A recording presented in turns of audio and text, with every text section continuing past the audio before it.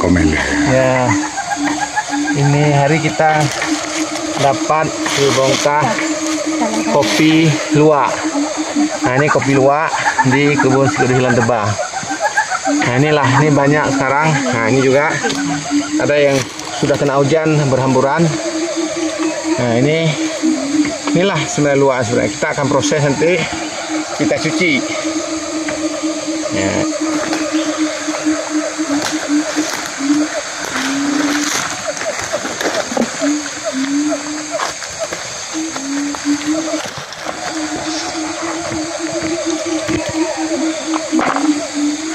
Kopi luwak ya. Pak nih.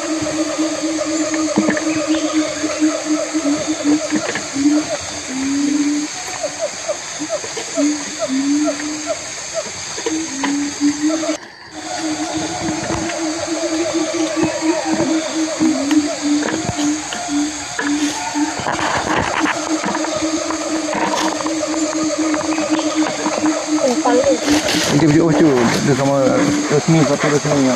Awak lah satu. Wah, agak mari. Kita ini kan profesional, petani profesional nih. Kalah. Uji enggak? Wah, uji kan. Saya wah. Lanjut aja.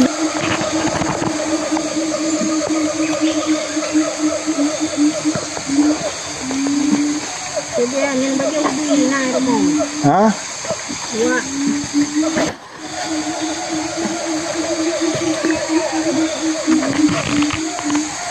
Tenang, Cak Bro. Hah? Tenang. Luwak. Iya, tapi tenang. Ini lagi. Lagi pada kim luwak.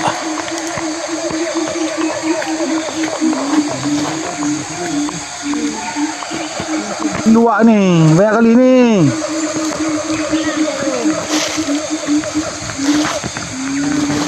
Ya udah naik dedek parah oi, hai bebe.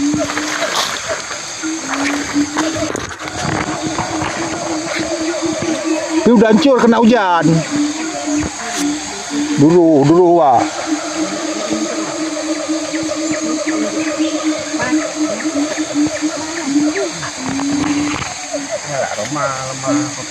Ini lagi nih, pada kim luwak. Tenang. Nah, ini lagi. Ini luwak nih, Pak Tekim lagi nih. Ini luwak. Ini harganya 1.500.000 ya.